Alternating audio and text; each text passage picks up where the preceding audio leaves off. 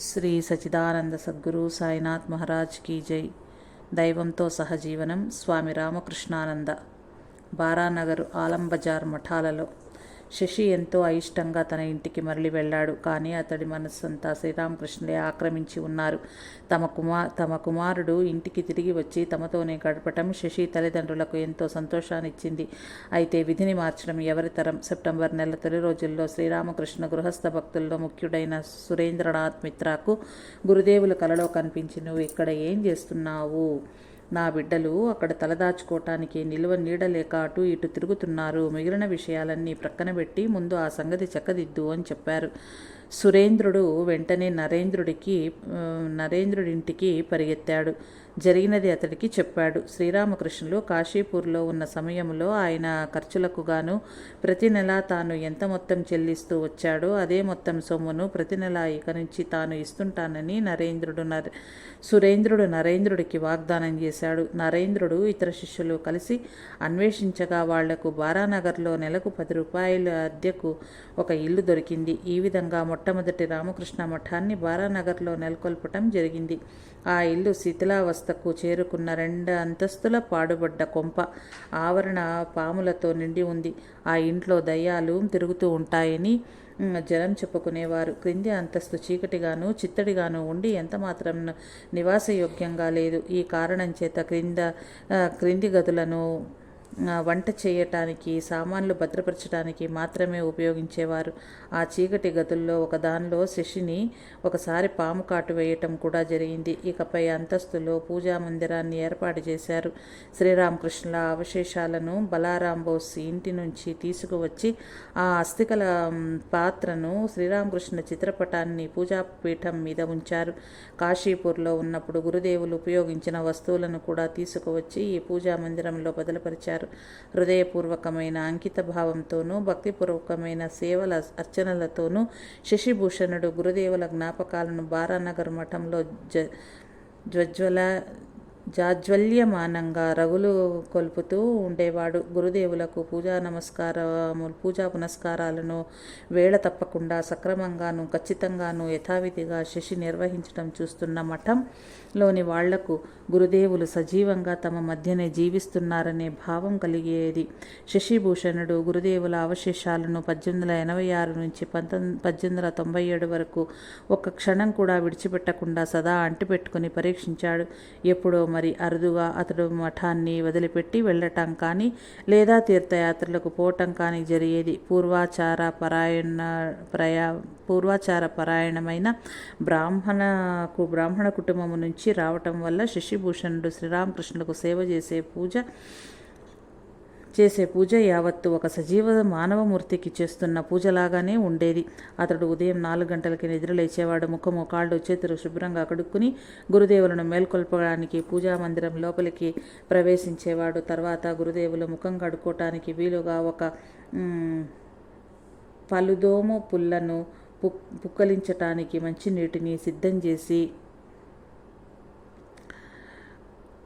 చేసి ఉండేవాడు. అటు తర్వాత శ్రీరామకృష్ణులు ఉదయం పూట ఉపాహారం చేయటానికి వీలుగా కొబ్బరి లౌజును ఒక గ్లాసుతో మంచినీటిని తయారుగా ఉంచేవాడు.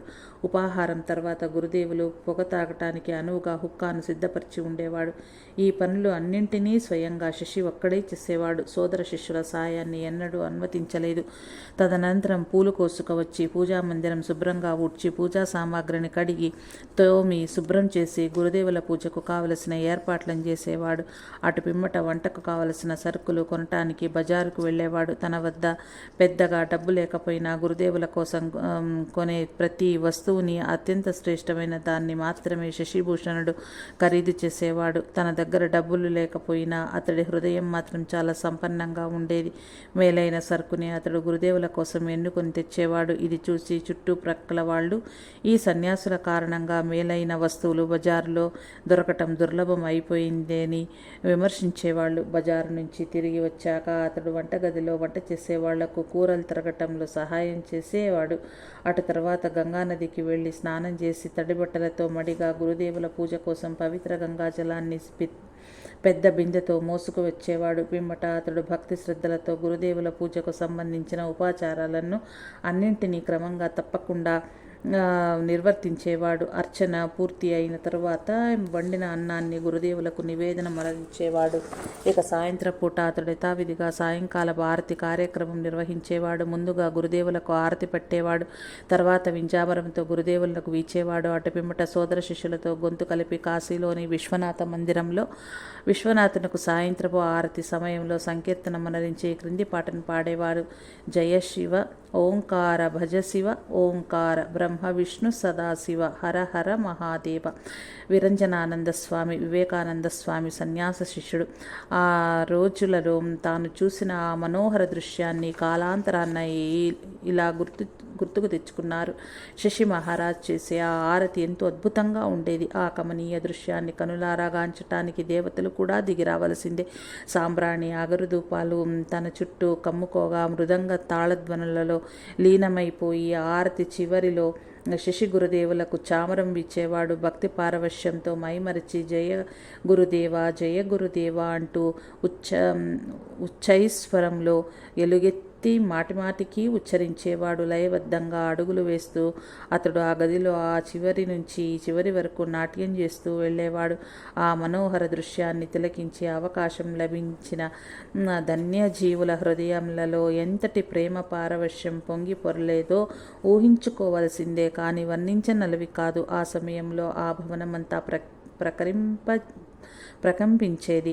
ఆయన ముఖంలో ఒక అలౌకిక తేజస్సు వెల్లివిరుస్తూ ఉండేది. ఆయనను ఆ సమయంలో చూచేవారికి సాక్షాత్తు ఆ భగవంతుడే మానవ రూపం ధరించి వచ్చినట్లుగా అనిపించింది. ఆ సమయంలో మృదంగం వాయించే వ్యక్తి చేతులు మొద్దులు బారిపోయి ఇక కదలలేకపోయేవి.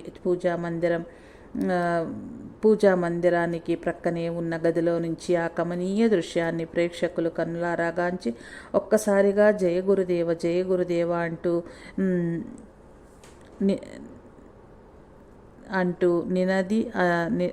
నినదించేవారు. వాళ్ళు కూడా ఆనంద పారవశ్యంలో మైమరిచి నాట్యం చేసేవారు. చివరన అందరూ గురుదేవుల ముందు సాష్టాంగ ప్రణామం ఆచరిస్తూ గురుగీతలోని ఈ క్రింది శ్లోకాన్ని ముక్తకంఠంతో పఠించేవారు. అజ్ఞానతిమిరాంధస్య జ్ఞానాంజనశలాకయా చక్షుర్మిలితం ఏన తస్మై శ్రీ గురువే నమః. అజ్ఞానమనే రోగం చేత అంధత్వం ప్రాప్తించిన నా కన్నులను జ్ఞానమనే అంజనముతో తెరిపించిన పూజనీయుడైన గురువుకు నమస్కారము. ఇది పూర్తి అయిన తర్వాత అభేదానంద స్వామి రచించిన శ్రీరామకృష్ణ స్తోత్రంలోని చిట్ట చివరి శ్లోకం పఠించడం జరిగేది. ఆ శ్లోకం నిరంజనం నిత్యమనంతమూర్తిం భక్తానుకంపాధృత విగ్రహం వై ఈశావతారం పరమేశమీఢ్యం తం రామకృష్ణం శిరసా నమామి. ఏ విధమైన కళంకము లేనివాడు, శాశ్వతమైనవాడు, అనంతమైనవాడు, భక్తుల పట్ల దయతో మానవ రూపం ధరించినవాడు, అందరికీ ఈశ్వరుడు అయిన శ్రీరామకృష్ణులకు శిరస్సు వంచి నమస్కరిస్తున్నాను. చిట్ట చివరకు జై గురు మహారాజ్కి జై అనే నినాదంతో సాయంత్రపు ఆరతి కార్యక్రమం పరిసమాప్తి అయ్యేది. శశి మరికొంతమంది సోదర శిష్యులు కలిసి 1886వ సంవత్సరం డిసెంబర్ నెలలో బాబురాం ప్రేమానంద స్వామి స్వగ్రామమైన ఆంత్పూర్ వెళ్లారు. అక్కడ ఒకరోజు రాత్రి ధుని అగ్నిని వెలిగించి దాని చుట్టూ చేరి రాత్రి అంతా పారమార్థిక సాధనలు సాగిస్తారు. ఆ అగ్నికే ధుని అని పేరు. చుట్టూ చేరి జాగరణ చేస్తున్న సమయంలో సన్యాసం తీసుకోవాలని వాళ్ళంతా ప్రతిజ్ఞలు పూనారు. అటు తర్వాత వాళ్లకు తాము ఆ విధంగా ప్రతిజ్ఞలు తీసుకున్న రాత్రే యేసుక్రీస్తు భూమిపైన అవతరించిన పుణ్యదినం డిసెంబర్ 24 అని గుర్తుకొచ్చింది. అటు పిమ్మట ఒక నెల రోజులకు బారానగర్ మఠంలో వాళ్ళంతా సంప్రదాయబద్ధంగా శాస్త్రోక్తంగా విరజా హోమాన్ని నిర్వర్తించి యథావిధిగా సన్యాస దీక్షను స్వీకరించారు. శ్రీరామకృష్ణుల పట్ల శిష్యుకి ఉన్న అనన్యమైన భక్తి శ్రద్ధలు అంకిత భావం మనస్సులో ఉంచుకుని నరేంద్రుడు అతడికి స్వామి రామకృష్ణానంద అనే సన్యాసనామం ఒసిగాడు. రామకృష్ణ ఉద్యమం అసలు ఏ విధంగా ప్రారంభమైందో, శ్రీరామకృష్ణ యువ శిష్యులు ఆ తొలి రోజుల్లో ఆకలితో ఎలా అలమటించింది, కష్ట నష్టాలను ఎలా ఓర్చుకున్నది, ఎంతటి బీదరికాన్ని అనుభవించినది ఉన్నది, ఎంతటి పీడనానికి అవహేళనకి గురి అయినది. వీటన్నింటినీ గురుదేవుల అనుగ్రహం వల్ల వాళ్ళు ఎలా అధిగమించింది, ఇవన్నీ భావితరాల వారు సవివరంగా తెలుసుకోవలసిన అవసరం ఎంతైనా ఉంది. సురేంద్రనాథ్ మిత్ర మరికొంతమంది భక్తులు అందించే ఆర్థిక సహాయం మఠం నిర్వహణకు పూర్తిగా సరిపోయేది కాదు. అతి తక్కువ ఆహారంతో వారు తమ ఆకలిని సరిపెట్టుకోవలసి వచ్చేది. ఇక వారు కట్టుకోవటానికి ఉన్న బట్టలు కూడా అత్యంత మాత్రమే. వారంతా నేల మీదనే పడుకునేవాళ్ళు. అందరికీ కలిసి ఒకే ఒక్క పెద్దతో దోమతెర ఉండేది. ఈ రకమైన క్లిష్ట సమయంలో మధ్యాహ్న భోజనం పూర్తి చేసిన తర్వాత రామకృష్ణానంద స్వామి బారానగర్ ఉన్నత పాఠశాలకు పోయి ఉపాధ్యాయుడుగా పనిచేస్తూ 2 గంటలు పాఠాలు చెప్పే వచ్చేవారు. ఆయన తనకు మధ్యాహ్నం పూట లభించిన కొద్దిపాటి విరామ సమయాన్ని కూడా త్యజించి మఠాన్ని ఆదుకోవటానికి 3 నెలలు కష్టపడ్డారు. యువ సన్యాసులు ప్రతిరోజు వంతుల వారీగా బయటకు పోయి భిక్ష తీసుకుని వచ్చేవారు. ఇట్లా వారు భిక్షాటనకు వెళ్ళిన సమయంలో కాకుల వంటి లోకుల ఎత్తి పొడుపులకు, నిరాదరణకు, నిందలకు, కనికరానికి ఆ యువకులు గురి కావలసి వచ్చేది. ఇన్ని కష్టాలు పడి వారు సేకరించి తెచ్చిన ఆహారం మఠంలోని వారందరికీ ఒక రోజుకి కూడా సరిపడేంత ఉండేది కాదు. ఒక్కొక్క రోజున అయితే కొద్దిపాటి ఉప్పుతో కేవలం అన్నం మాత్రమే వాళ్లకు ఆహారంగా లభించేది. అన్నంలోకి ఏదైనా కూర దొరికితే ఆ రోజు వాళ్లకు అది ఒక పండుగ కిందనే లెక్క. ఒక రోజున 4 సన్యాస శిష్యులు భిక్ష సేకరించుటకు రావడానికి మఠం నుంచి బయటకు వెళ్లారు. కానీ దురదృష్టవశాత్తు వాళ్లకు ఆ రోజు ఏమీ లభించలేదు. మఠంలో వంట చేద్దామనుకున్న సరుకులన్నీ నిండుకున్నాయి. ఈ పరిస్థితి చూచి రామకృష్ణానంద స్వామి తల్లడిల్లిపోయారు. ఆ రోజున గురుదేవులకు నివేదించడానికి ఏదీ దొరకనందున గురుదేవులను ఆ పూట పస్తుంచవలసిందేనా అని ఆయన ఎంతో కలత చెందారు.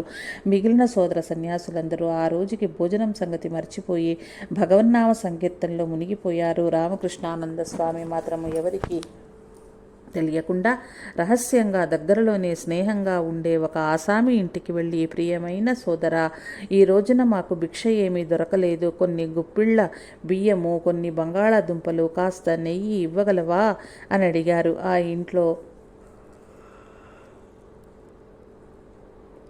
ఆ ఇంట్లో ఉండే మిగిలిన వాళ్ళెవరికి ఆ యువ సన్యాసుల పట్ల సానుభూతి ఎంతమాత్రం లేదు. అయినా వాళ్లను లెక్క పెట్టకుండా ఇంటి యజమాని రామకృష్ణానంద స్వామి అడిగిన వాటిని తెచ్చి ఇచ్చాడు. వాటిని తీసుకుని వచ్చి రామకృష్ణానంద స్వామి ఎంతో సంతోషంగా వండి ఆ అన్నాన్ని గురుదేవులకు నివేదించాడు. తర్వాత రామకృష్ణానంద స్వామి ఆ పదార్థాలన్నింటినీ కలిపి ఆ మొత్తాన్ని చిన్న ముద్దలుగా చేశారు. సంకీర్తనానందములో ఆకలి మర్చిపోయి తర్వాత రామకృష్ణానంద స్వామి ఆ పదార్థాలన్నిటినీ కలిపి ఆ మొత్తాన్ని చిన్ని ముద్దలుగా చేశారు. సంకీర్తనానందములో ఆకలి మర్చిపోయి తన సోదర సన్యాసుల వద్దకు పోయి రామకృష్ణానంద స్వామి స్వయంగా తన చేతులతో ఒక్కొక్కరికి నోట్లోకి ఒక్కొక్క ముద్ద పెట్టి తినిపించారు. ఆనాడు గురుదేవులకు నివేదించబడిన ఆ చిన్న అన్నం ముద్దలే వాళ్ళ ఆకలిని తీర్చాయి. తమ పట్ల రామకృష్ణానంద స్వామి కనబరిచిన ప్రేమకు, తీసుకున్న శ్రద్ధకు మిగిలిన వాళ్ళంతా చలించిపోయారు. ఎంతో ఆనందంగా వాళ్ళు ఆయన్ను, సోదరా శశి, ఇంత మధురమైన ఆహారాన్ని నువ్వు ఎక్కడి నుంచి తెచ్చావయ్యా అంటూ ప్రశంసించారు. చాలా సంవత్సరాల తర్వాత వివేకానంద స్వామి గడిచిపోయిన ఆ రోజులను గుర్తుకు తెచ్చుకుంటూ ఇట్లా అన్నారు. ఆహా, సన్యాస ఆదర్శానికి శశి ఎంత దృఢంగా అంకితమైన పని చేశాడో. మాకందరికీ అతడు కన్నతల్లిలాగా ఉండేవాడు. ఆహారం సమకూరడం విషయంలో పూర్తి బాధ్యత అతనిదే. మేము ఉదయం 3 గంటలకే నిద్ర లేచేవాళ్ళము. కొంతమంది అక్కడే స్నానం చేయటం కూడా పూర్తి చేసేవాళ్ళము. అందరము కలిసి పూజా మందిరంలోనికి ప్రవేశించేవాళ్ళము. అక్కడ తపస్సులోను ధ్యానంలోనూ కూర్చుని మమ్మల్ని మేము మర్చిపోయేవాళ్ళము. కొన్నిసార్లు మధ్యాహ్నం 4 లేక 5 గంటల వరకు ఆ ధ్యానం కొనసాగేది. మా అందరికీ మధ్యాహ్న భోజనం సిద్ధం చేసి శశి మా కోసం అంతసేపు కాచుకొని కూర్చునేవాడు. అవసరమైతే బలవంతంగా అయినా సరే మమ్మల్ని ఆ ధ్యానంలో నుంచి బయటకు రప్పించి మా చేత అన్నం తినిపించేవాడు. ఆ ఆ రోజులలో బాహ్య ప్రపంచం అంటూ ఒకటి ఉందో లేదో కూడా మాలో ఎవరూ ఖాతరు చేయలేదు. మనుష్యుల మధ్య ఏర్పడే ఘర్షణలను, కక్షలను, కార్పణ్యాలను తొలగించే శక్తి ప్రేమకు ఉంది.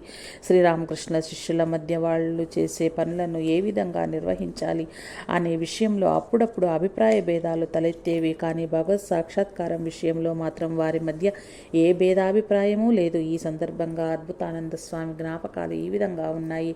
పూజా మందిరానికి సంబంధించి ఒకసారి సోదర శిష్యుల మధ్య తీవ్రమైన వాగ్వివాదం చెలరేగింది.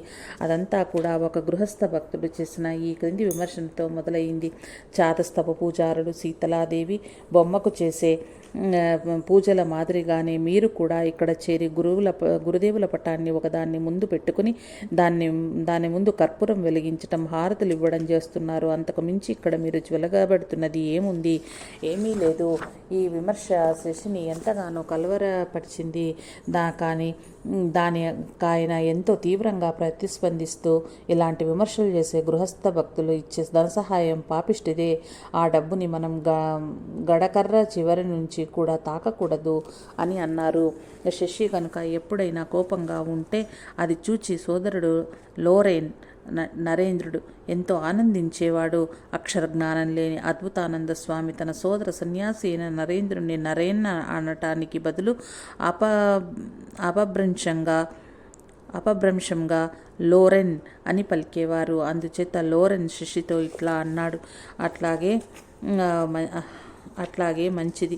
అలాగైతే నువ్వు బయటకు పోయి నీ గురుదేవుల భోజనాన్ని భిక్షమెత్తుకురా. అది విని శశి ఇట్లా జవాబిచ్చాడు, చాలా మంచిది, తప్పకుండా అట్లాగే చేస్తాను. నీ దగ్గర నుంచి కూడా నేను ఒక్క పైసా అయినా ముట్టుకోను. నా గురుదేవుల ఆహారం కోసం నేను నిజంగానే బిచ్చమెత్తి ఇస్తాను. అందుకు లోరెన్ నవ్వుతూ, నువ్వు బిచ్చమెత్తి తెచ్చిన లూచీలను, చిన్ని పూరీలు ఆయనకు నైవేద్యం పెడతావనుకుంటాను అంటూ హేళన చేశాడు. లూచీలు చాలా ఖరీదైన వంటకము. అది విని ఏమాత్రం నదురు బెదురు లేకుండా శశి ఇట్లా త్రిప్పికొట్టాడు. అవును, అట్లాగేనే నేను ఆయనకు లూచీలను నివేదిస్తాను. అంతేకాదు, పరమహంసకు నివేదించిన తర్వాత ఆ లూచీలు తెచ్చి నీకు మింగ పెడతాను. అప్పుడు లోరెన్ కోపాన్ని అభినయిస్తూ, అదేమీ కుదరదు. ఒక వంక తినటానికి ఏమీ లేకుండా మేము అలమటిస్తుంటే నువ్వు ఆయనకు లూచీలు నైవేద్యం పెట్టడానికి నేను ససేమిరా అంగీకరించాను. శిష్యులు తిండి లేక అఘోరిస్తూ ఉంటే తాను లూచీలను నైవేద్యంగా స్వీకరించి అట్లాంటి గురువును బయటపడేయాలి. నువ్వు ఆ పని చెయ్యకపోతే నేనే స్వయంగా చేస్తాను అంటూ ఒక్కసారి లేచి నుంచుని పూజామందిరం వైపు దారి తీశాడు. శశి ఇంగ్లీష్లో ఏదో అంటూ అతడి వెనుకనే పరుగుపెట్టాడు. అద్భుతానంద స్వామికి ఇంగ్లీషు అర్థం కాదు. జరుగుతున్నదంతా చూస్తూ నేనిక ఉండబట్టలేక తగాద మధ్యలో కలుగజేసుకున్నాను. లోరెన్తో నేను ఇట్లా అన్నాను, సోదరా, గురుదేవులకు లూచీలు నైవేద్యం పెట్టాలని శశి అనుకుంటుంటే నువ్వెందుకు వ్యతిరేకిస్తున్నావు? అతడికి ఇష్టం వచ్చినట్లు అతన్ని చెయ్యని, నీకు ఇష్టం వచ్చినట్లు నువ్వు చెయ్యి. ఆ మాటలు విని లోరెన్ తిరిగి వస్తూ, మూర్ఖుడా, నోరు మూసుకో. అంతకంటే పరుషంగా నేను చెప్పాలనుకున్న సమాధానం నా నోటి నుంచి బయటకు రాబోతోంది. ఇంతలోనే లోరెన్ మధురంగా నవ్వటం మొదలుపెట్టాడు.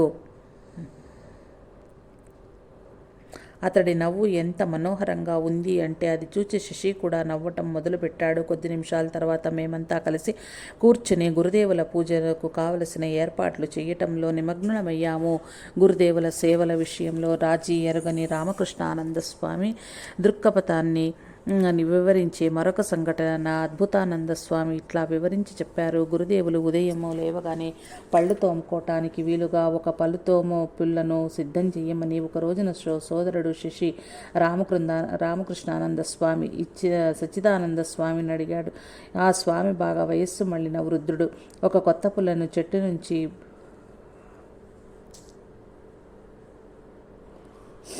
నుంచి విరిచి ఆకుల్ని తొలగించి ఆ బెరడు తీసి తయారు చేసిన పలుదోము పుల్లని ఉదయమే పూజామందిరంలో ఉంచమని శశి ఆ ముసలి స్వామికి చెప్పాడు. సామాన్యంగా చాలామంది పలుదోము పుల్లను తీసుకుని నోట్లో పెట్టుకుని పళ్ళతో బాగా నమిలి మెత్తగా చేసుకుని దానితో పళ్ళు తోముకుంటారు.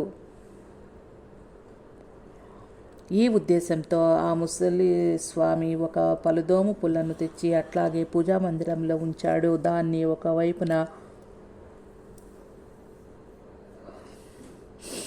ఒకవైపున కొద్దిగా మెత్తగా చితక్కొట్టి ఒక బ్రష్ మాదిరిగా తయారు చేసి ఉంచాలని పాపము ఆ స్వామికి తెలియదు. గురుదేవులకు ఉపాహారం నివేదించటానికి పూజామందిరంలోకి వెళ్ళినప్పుడు శశి అక్కడ ఉన్న పలుదోమ పుల్లను చూచాడు. వెంటనే ఆ ముసలి స్వామి వద్దకు వెళ్ళి, పలుదోమ పుల్లను దూర్తుడా, ఎంత పని చేశావు! ఈ రోజున గురుదేవుల చిగుళ్లకు రక్తం కారేటట్లు చేశావు కదా, ఆగు, నీకు తగిన శాస్తి చేస్తాను అంటూ తీవ్రంగా మందలిస్తూ అరవసాగాడు. అది చూచి నేను ఆ ముసలి స్వామిని బిగ్గరగా ఇట్లు హెచ్చరించాను. అతన్ని చూస్తూ అలా నుంచోవద్దు అన్నా, పారిపో. పాపము ఆ స్వామి వెంటనే పరుగు లంకించుకున్నాడు. తర్వాత అంతా సద్దుమణిగింది. శశి మరొక పలుదోము పుల్లను సంపాదించి దాన్ని సక్రమంగా ఒక ప్రక్క మెత్తగా చితక్కొట్ట గురుదేవుల వద్ద ఉంచాడు. అంతకు ముందున్న దాన్ని తీసి విసిరి అవతల పారివేశాడు. యేసుక్రీస్తు పుట్టినరోజు క్రిస్మస్ ఈవ్, డిసెంబర్ 24 రాత్రి. నేడు కళను బారానగర్ మఠంలో క్రమం తప్పకుండా ప్రతి సంవత్సరం జరిపేవారు. శ్రీరామకృష్ణ శిష్యులకు క్రీస్తు పట్ల ప్రేమ, గౌరవం ఉన్నాయి.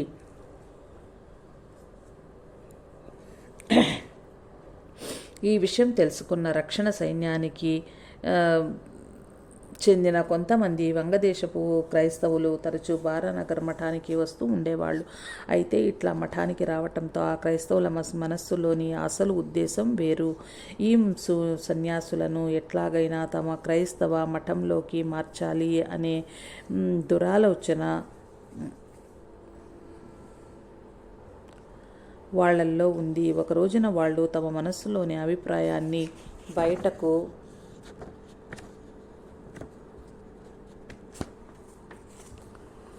బయట పెట్టడానికి సాహసించారు. క్రీస్తు తప్ప మరెవరూ రక్షణను అనుగ్రహించలేరని, అందువల్ల క్రైస్తవ మతం పుచ్చుకోవలసిందని వాళ్ళు రామకృష్ణానంద స్వామిని ఇతరులను కోరారు. బైబిల్ గ్రంథాన్ని క్షుణ్ణంగా అధ్యయనం చేసిన రామకృష్ణానంద స్వామి ఆ క్రైస్తవులతో తీవ్రంగా వాదించి వాళ్ళ వాదన అంతా మిథ్యా అని నిరూపించాడు. ఈ విధంగా వాదనలో పరాజితులైన ఆ మిషనరీలు రామకృష్ణుల శిష్యులను ప్రలోభపెట్టి తమ వశం చేసుకోవాలని ఒక పన్నాగం పన్నారు.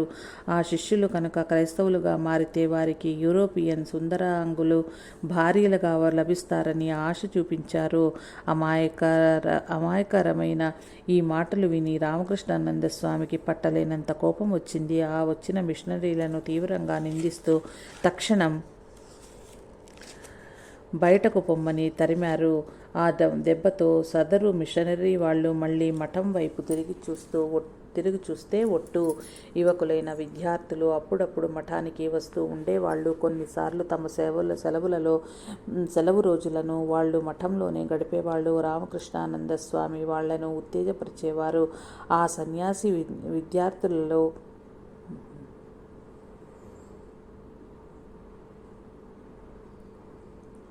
రామకృష్ణానంద స్వామి వాళ్ళని ఉత్తేజపరిచేవాళ్ళు. ఆ వచ్చిన విద్యార్థులలో ఎవరికైనా గణితం సరిగ్గా రాకపోతే స్వామి వాళ్లకు గణిత శాస్త్రాన్ని బోధించేవారు. అట్లాంటి విద్యార్థుల్లో ఒకరైన హరిపదుడు కాలాంతరంలో స్వామి బోధానంద ఆ రోజులను ఇట్లా గుర్తుకు తెచ్చుకున్నాడు.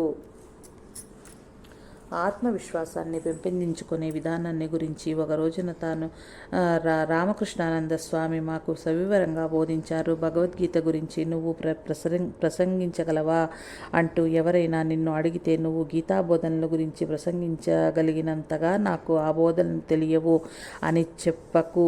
ఈ మిథ్యాభిడియాన్ని విడిచిపెట్టు. ధైర్యంగా అట్లాగే ప్రసంగిస్తాను అని జవాబు చెప్పు. ఇది నిజాయితీగా విశ్వసనీయంగా ఉంటుంది. అట్లా కాకుండా నువ్వు సంకోచిస్తూ నాకు ఏదో కొద్దిగా తెలుసు అన్నావనుకో, చాలామంది జనము ఆ మాటలు నమ్ముతారు. అది మంచిది కాదు. నీ సామర్థ్యం పట్ల నీ సామర్థ్యం పట్ల నీకు ధైర్యము విశ్వాసము ఉండాలి.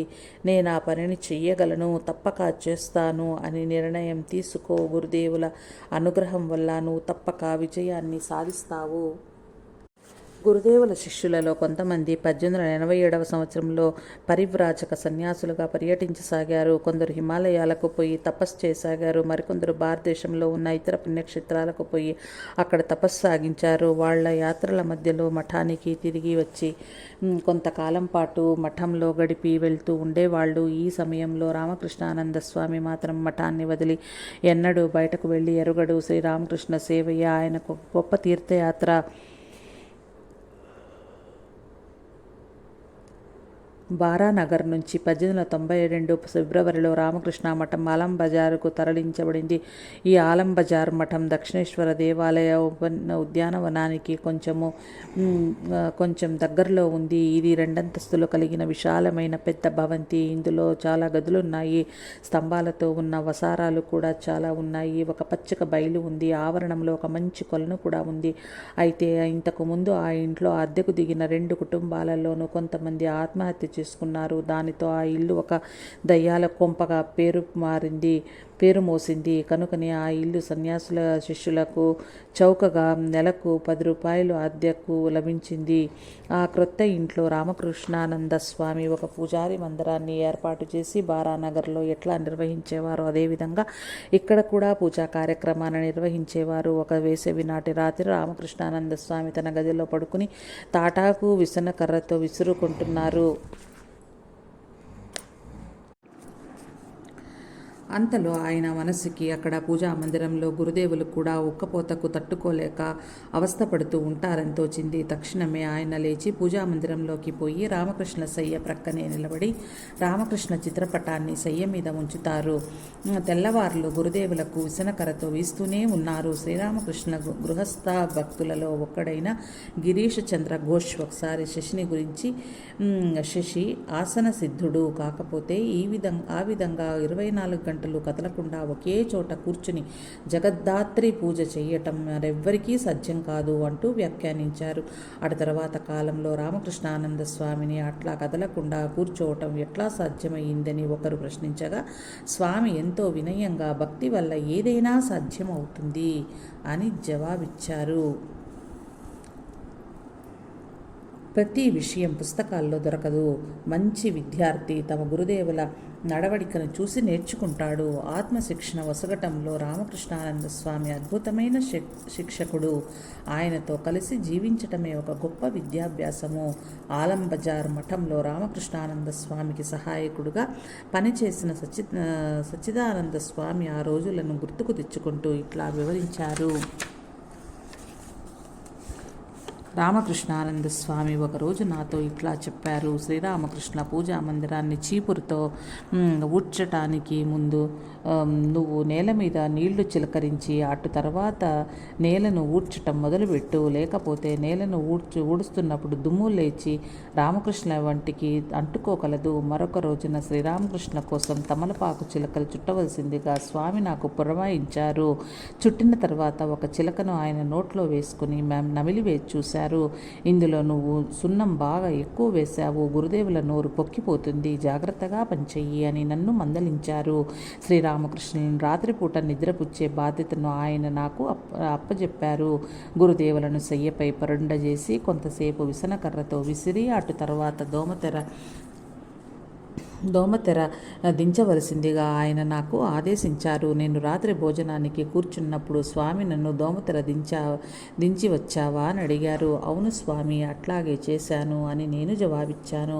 అంత త్వరగా దోమతెర దించి వచ్చేశాను అంటే ఆ రాత్రి నేను తగినంతసేపు రామకృష్ణులకు విసిరి ఉండనని స్వామి భావించారు. దానితో అటు తర్వాత నన్నెప్పుడు ఆ పనికి స్వామి వినియోగించలేదు.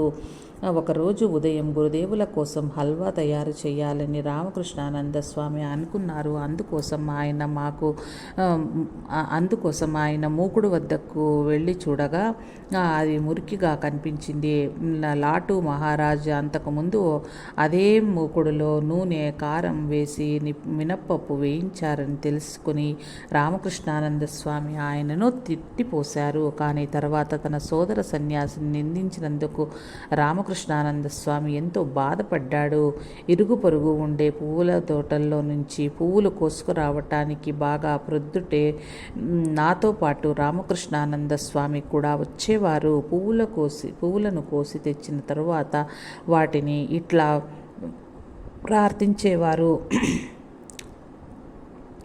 గురుదేవా, మాకు కొంత స్వంత స్థలం లభించేటట్టు చూడు. అందులో రకరకాల పువ్వులు పూయించి నీ పూజకు వినియోగిస్తాను. ఒకరోజు నేనొక్కడినే వెళ్ళి పూలు కోసుకుని వచ్చాను. అయితే నేను తెచ్చిన పువ్వులు తగినన్ని లేకపోవటం చూచి ఆయనకు నా మీద విపరీతమైన కోపం వచ్చింది. మరొక రోజున ఆయన నన్ను పిలిచి, నువ్వు దక్షిణేశ్వరాలయం తోటకు వెళ్ళి మల్లె పువ్వులు కోసుకురా అని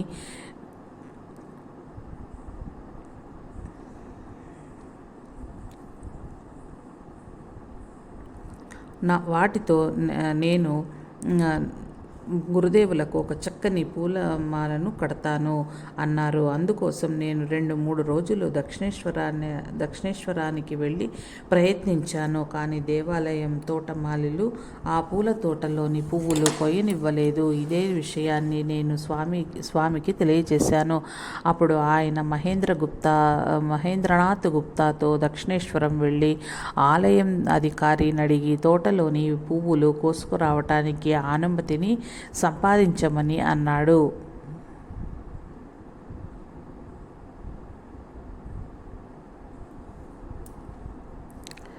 ఇదంతా వింటున్న యోగానంద స్వామి, అవసరమైతే పువ్వులు బయట కొనుక్కోవచ్చు కదా అని సూచించారు. కానీ రామకృష్ణానంద స్వామి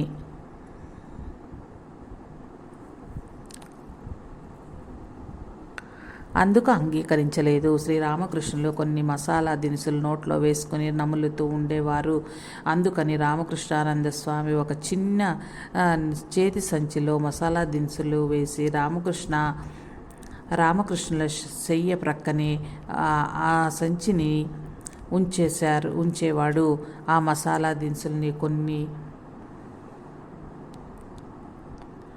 మసాలా దినుసులు కొన్న తర్వాత ఆయన వాటిని శుభ్రంగా కడిగి బాగా ఎండబెట్టి అటు తర్వాత వాటిని ఒక్కొక్కటిగా వేరు చేసి చిన్న చిన్న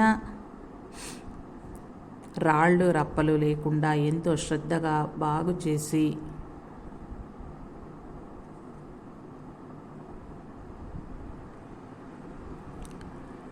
సరిగ్గా వాటిని బాగు చేశానో లేదో ఆయన పరికించి చూచేవారు. వాటిని బాగు చేసేటప్పుడు నెమ్మదిగా నిదానంగా పని చేయాలి కానీ తొందరపడకూడదని హెచ్చరించేవారు. శ్రీరామకృష్ణులు దక్షిణేశ్వరంలో నివసించిన కాలమంతా స్వచ్ఛమైన గంగాజలంతోనే స్నానం ఆచరించేవారు. అందుచేత శ్రీరామకృష్ణుల కొనరించే షోపచారాలలో ఆయన స్నానం చేయించటానికి గాను రామకృష్ణానంద స్వామి ఏ రోజుకు ఆ రోజు తెచ్చిన స్వచ్ఛమైన గంగాజలాన్ని వాడేవారు. నిల్వ ఉంచిన వీటిని ఎంత మాత్రమో అందులకు వాడేవారు కాదు. అది చూచి నేను ఆయనతో ఇట్లా చెప్పాను: మీరు ఈ విధంగా చేయటం గంగానది మీద నాకున్న విశ్వాసాన్ని నశింపచేస్తోంది. గంగాచలం మాత్రమని నా నమ్మకము. కానీ ఆయన మాత్రం తన పట్టుదల వదలలేదు. ప్రతిరోజు అప్పటికప్పుడు తెచ్చిన స్వచ్ఛమైన బ్రహ్మనిష్టతో స్వచ్ఛమైన గంగాజలంతో మాత్రమే గురుదేవులకు స్నానం చేయించాలి. రోజు నదికి వెళ్ళి నీళ్లు మోసుకురావటం నీకు కష్టమైతే నువ్వు ఆ పని చెయ్యవద్దు. గంగానదికి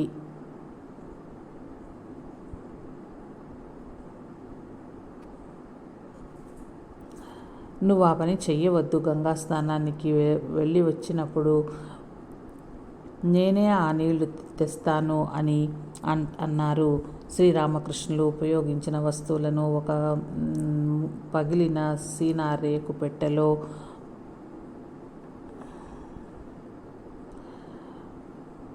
శ్రీరామకృష్ణులు ఉపయోగించిన వస్తువులు ఒక పగిలిన సీసా రేకు పెట్టెలో దాచి ఉంచేవారు.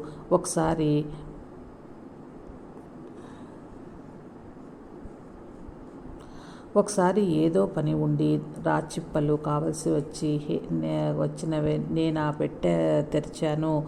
సంచులు ఆ రాచిప్పలను పాడు చేసినట్లు గమనించాను. ఈ విషయం రామకృష్ణానంద స్వామి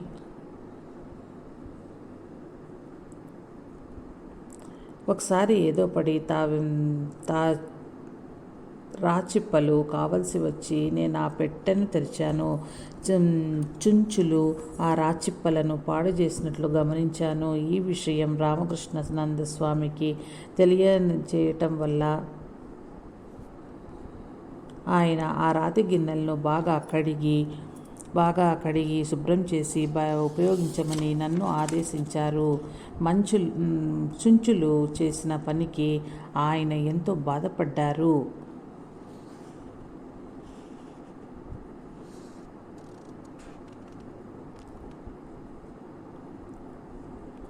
శ్రీరామకృష్ణులు ఉపయోగించిన వస్తువులను ఒక పగిలిన సీనా రేకు పెట్టెలో దాచి ఉంచేవారు. ఒకసారి ఏదో పనిపడి రాచిప్పలు కావలసినవన్నీ నేను పెట్టె తెరిచాను. మంత్రులు ఆయన రాతి గిన్నెలను బాగా కడిగి శుభ్రం చేసి ఉపయోగించమని నన్ను ఆదేశించారు. చుంచులు చేసిన పనికి ఆయన ఎంతో బాధపడ్డారు. శ్రీరామకృష్ణులు ఉపయోగించిన వస్తువులను ఒక పగిలిన సీనా రేకు పట్టణంలో దాన్ని ఉంచేవారు. ఒకసారి ఏదో పనిపడి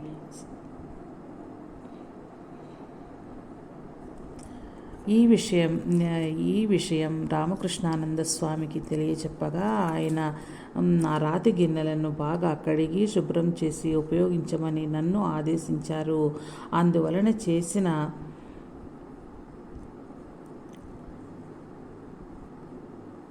చుంచులు చేసిన పనికి ఆయన ఎంతో బాధపడ్డారు. అదే రోజున ఆయన దగ్గరలో ఉన్న దుకాణానికి వెళ్ళి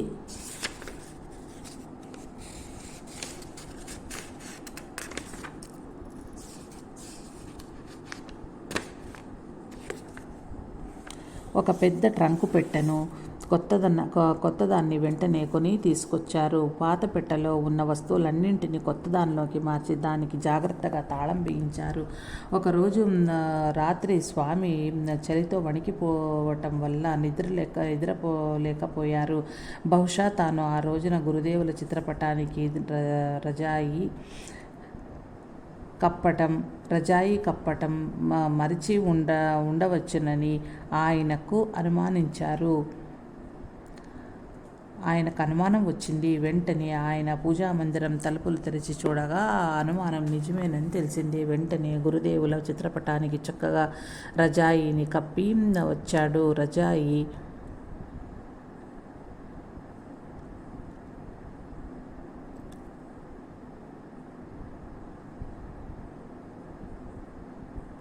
అప్పుడు ఆయనకు సుఖంగా నిద్ర పట్టింది. ఒకరోజు మధ్యాహ్నం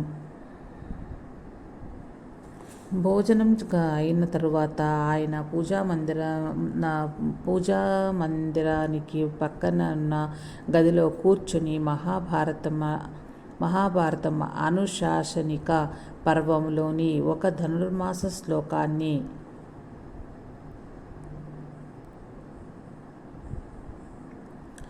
ఆ గదిలో ఎవరు ఏ విధమైన ఎప్పుడు చెయ్యకుండా ఆయన శ్రద్ధ తీసుకున్నారు. రామకృష్ణానంద స్వామి మంచి పండితుడు, గొప్ప భక్తుడు. అయితే ఎప్పుడూ ముఖాభావంగా గంభీరంగా ఉండే స్వభావం మాత్రము కాదు ఆయనది. మార్కెట్ ట్వైన్స్ హాస్య చరితలు,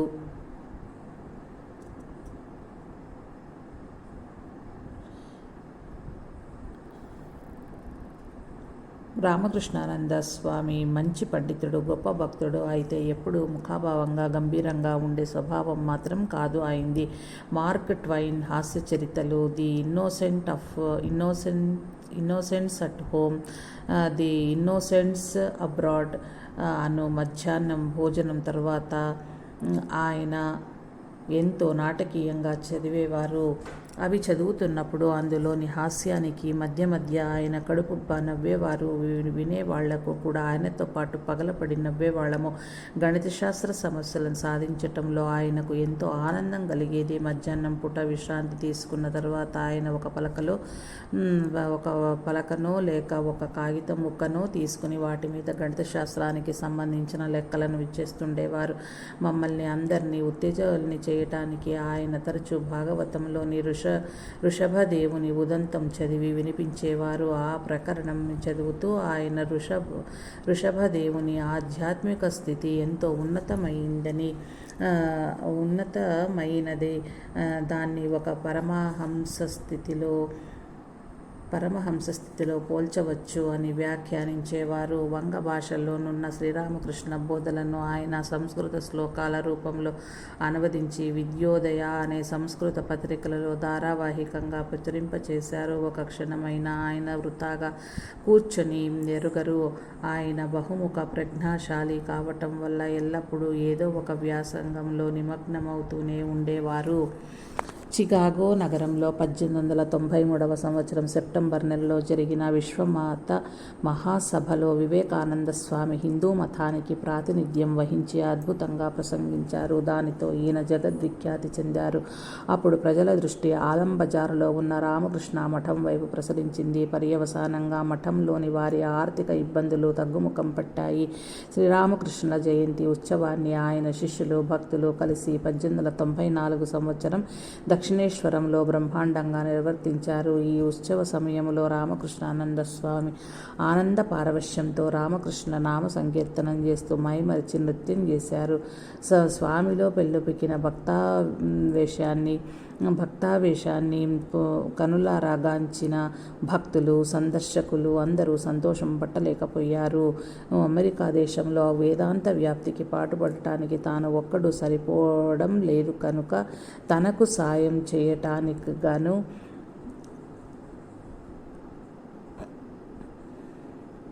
తానొక్కడు సరిపోవటం లేదు గనుక తనకు సహాయం చేయటానికి గాను అమెరికాకు రావలసిందిగా 1895 సంవత్సరంలో వివేకానంద స్వామి రామకృష్ణానంద స్వామికి జాబు వ్రాశారు. అందుకు రామకృష్ణానంద స్వామి సమ్మతించారు. కానీ జర్మన్ దేశస్థుడు, మంచి హోమియో వైద్య నిపుణుడు ఆయన డాక్టర్ సాల్జరు రామకృష్ణానంద స్వామి యొక్క చర్మ వ్యాధి అమెరికా దేశపు శీతల వాతావరణంలో మరింతగా ప్రకోపించే ప్రమాదం ఉంది కనుక స్వామిని అమెరికా వెళ్ళవద్దని సలహా ఇచ్చాడు. దానితో అమెరికా వెళ్ళే ప్రయత్నం విరమించుకొని రామకృష్ణానంద స్వామి యథాప్రకారంగా మఠంలో తాను చేసిన కార్యక్రమంలో మునిగిపోయారు. పశ్చిమ ఖండం నుంచి వివేకానంద స్వామి 1897 సంవత్సరం ఫిబ్రవరి నెలలో కలకత్తాకు తిరిగి వచ్చారు. తన పాశ్చాత్య శిష్యులతో కలిసి వివేకానంద స్వామి ఆలంబజార్ మఠానికి దగ్గరలోనే ఉన్న గోపాల్ లాల్ సేల్ గారి ఉద్యాన గృహంలో ముఖం వేశారు. స్వామీజీ రోజులో ఎక్కువ సమయం మఠంలో తన సోదర శిష్యుల మధ్య గడిపేవారు. భవిష్యత్తులో నిర్వహించవలసిన కార్యక్రమం గురించి ఆయన సోదర శిష్యులతో చర్చిస్తూ ఉండేవారు. ఒక రోజున పశ్చిమ భారతదేశం నుంచి కొంతమంది పండితులు వేదాలను గురించి స్వామీజీకి గల జ్ఞానం ఏపాటితో పరీక్షించాలనే అభిప్రాయంతో ఆలంబజార్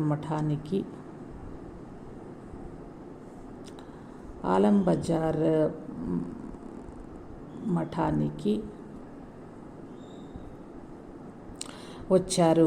స్వామీజీతో ఆ వచ్చిన పండితుడు వాదం కొనసాగిస్తున్నంతసేపు రామకృష్ణానంద స్వామి పూజా మందిరంలో ధ్యానంలో కూర్చుని జపం సాగిస్తూనే ఉన్నారు. ఆ వాదంలో స్వామీజీకి విజయం చేకూరాలని తాను హృదయపూర్వకంగా గురుదేవులను ఆనాడు ప్రార్థించానని, అటు తర్వాత కాలంలో రామకృష్ణానంద స్వామియే స్వయంగా వెల్లడించారు. వివేకానంద స్వామి పట్ల ఆయనకున్న ప్రేమాభిమానాలు అంత మహత్తరమైనవి. మంచి మత ప్రచారకుడు కావటం ఎట్లా అని రామకృష్ణానంద స్వామి ఒక రోజున వివేకానంద స్వామిని అడిగాడు. అందుకు జవాబుగా వివేకానంద స్వామి మొట్టమొదట తన చేత్తో తన శిరస్సును తాకుతూ మంచి మేధస్సు ఉండాలి అన్నారు.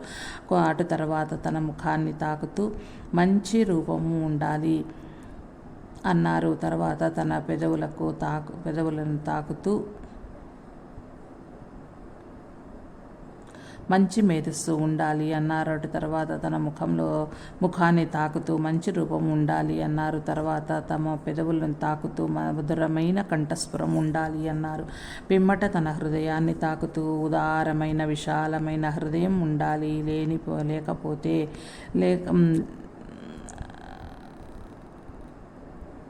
లేనివాడు నువ్వు చెప్పేది జనం వినరు.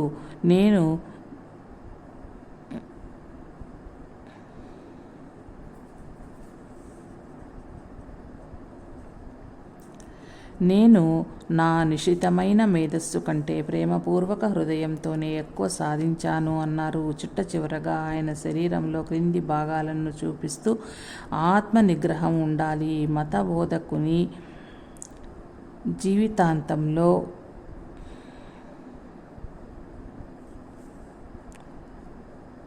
నేను నా నిశితమైన మేధస్సు కంటే ప్రేమపూర్వక హృదయంతోనే ఎక్కువ సాధించాను అన్నారు. చిట్ట చివరగా ఆయన శరీరంలో క్రింది భాగాలను సూచిస్తూ ఆత్మ నిగ్రహం ఉండాలి.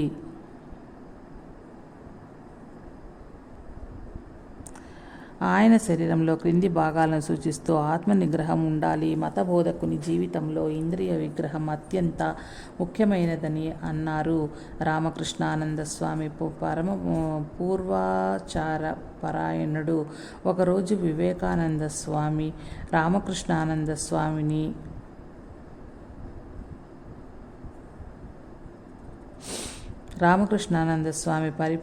పరమపూర్వాచారపరాయణుడు. ఒకరోజు వివేకానంద స్వామి రామకృష్ణానంద స్వామిని, శశి, నా పట్ల నీకు ఎంత ప్రేమ ఉందో పరీక్షించాలి అనుకుంటున్నాను. నా కోపమని నువ్వు చిత్పూర్ రోడ్డుకి ఒక మూలమున్న మహమ్మదీయుని దుకాణం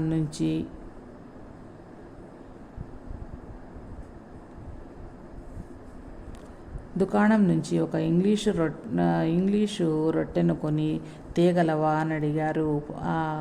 ఆచారపరాయణుడైన హైందవుడు ఎవ్వరు అట్లాంటి వస్తువుని చేత్తో తాకపోయినా తాకడు. కానీ రామకృష్ణానంద స్వామి మాత్రం ఏ రకమైన సంకోచం లేకుండా తన ప్రియతమ నాయకుడి ఆజ్ఞను శిరస వహించాడు. అటు పిమ్మట స్వామీజీ రామకృష్ణానంద స్వామికి 2 పరీక్షలు పెట్టారు. దంతావసంలో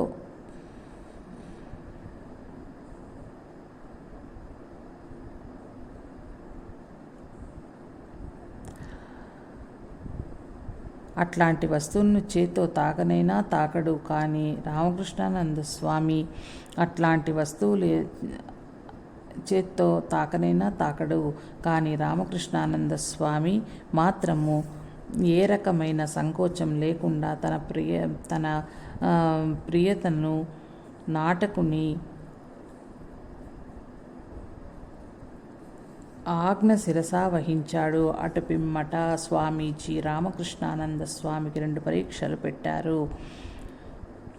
వాతావరణంలో మార్చుకొనవలసిన 1897 సంవత్సరం మార్చి నెలలో స్వామీజీ ఆలం బజార్ నుంచి డార్జిలింగ్కు ప్రయాణమై వెళ్తున్నారు. డార్జిలింగ్ వెళ్ళటానికి ముందు స్వామీజీ రామకృష్ణానంద స్వామిని పక్కకు పిలిచి, నా సోదర శిష్యులతో ఒకరిని త్వరలోనే మద్రాసు పంపిస్తానని, నేను మద్రాసు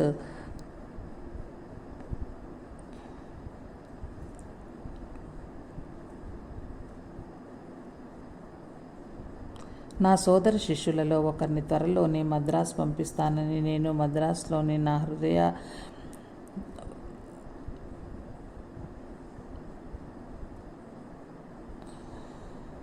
రామకృష్ణానంద స్వామి ఏ విధమైన విముఖతను వ్యక్తం చేయలేదు.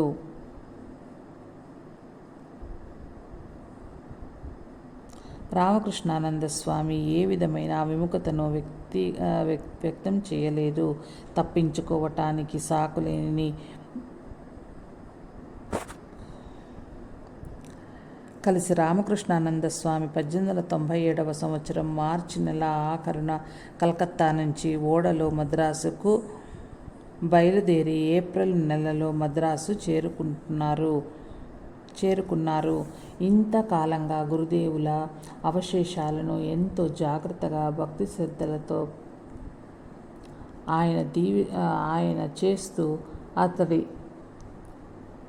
ఆయన చేస్తూ వచ్చిన పూజారులకు దీనితో తానింతవరకు చూడని ఒక కొత్త ప్రదేశంలో తనకింతవరకు కార్యక్రమాలను మొదలు పెట్టవలసి ఉంది. జై సాయి మాస్టర్.